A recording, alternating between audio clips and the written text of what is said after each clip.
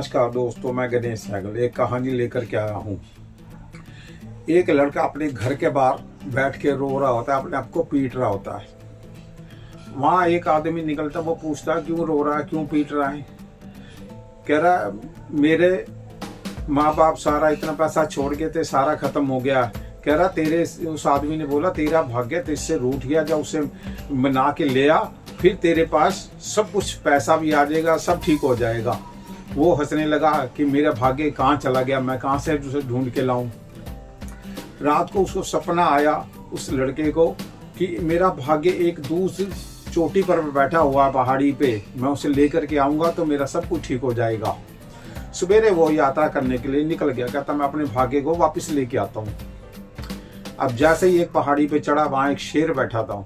शेर बहुत को देख करके इधर उधर वो डरने लगा। वो शेर ने कहा नहीं, मैं तुझे कुछ नहीं कहूंगा, मैं बहुत दिनों से बीमार हूँ, मुझे एक भयंकर बीमारी है, तो तू कहाँ जा रहा है। कह रहा मेरा ऐसे ऐसे मैं ऊपर जा रहा हूँ, मेरा भाग्य वहां बैठा है। कहता तू जा ही रहा, उससे अपने भाग्य से पूछो कि ये मेरी बीमारी कैसे ठीक होगी।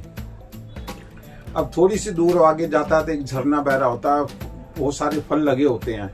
जैसे ही उसको मुंह हाथ धो करके वहां फल तोड़ के खाता है, फल कड़वे होते हैं, थूकने लगता है। जैसे ही थूकता है वैसे उसका मालिक आ जाता है। तो कहता है यार तुम कहाँ जा रहे हो। कहता मैं तो यात्रा पे जा रहा हूँ, मेरा वहां भाग्य बैठा है, मैं उससे वापस लेने जा रहा हूँ।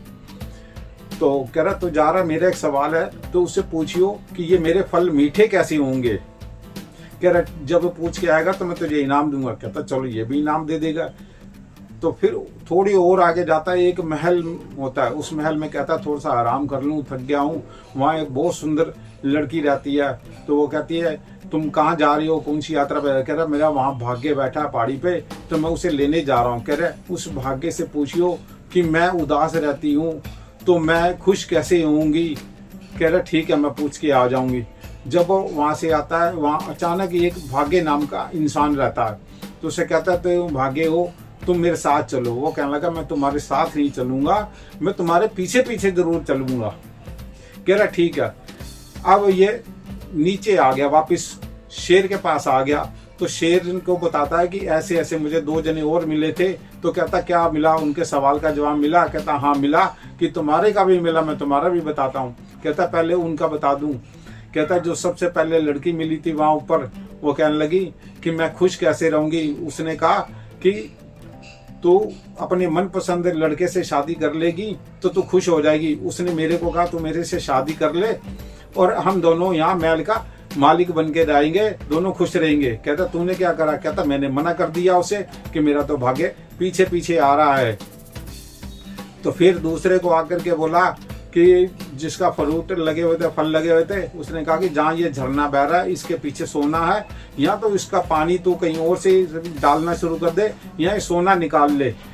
उस किसान ने मुझे कहा कि तू थोड़ी देर रुक जा, मैं तेरे को इसमें से सोना निकाल के दे देता हूँ, मेरे फल मीठे हो जाएंगे। कहता फिर तूने क्या करा। शेर कहने लगा, कह रहा मैंने उसे भी मना कर दिया कि तू तो, मेरे पास इतना टाइम नहीं है, मेरा भाग्य पीछे पीछे आ रहा है। तो शेर ने कहा मेरी बीमारी के बारे में क्या कहा। कह रहा कि जिस दिन तू सबसे मूर्ख आदमी का सर खा लेगा उस दिन सारी तेरी बीमारी ठीक हो जाएगी। शेर ने धैर्य से एक पंजा उसके सर में मारा और खाते खाते बोला तेरे से ज्यादा मूर्ख कौन होगा जो तू अपने इतना सब कुछ छोड़ के आ गया और भाग्य के भरोसे बैठा हुआ है। भाग्य तो तुझे खुद बनाना पड़ेगा, और हम सबको भी भाग्य खुद बनाना पड़ता है। भाग्य के भरोसे बैठेंगे तो कुछ नहीं होगा।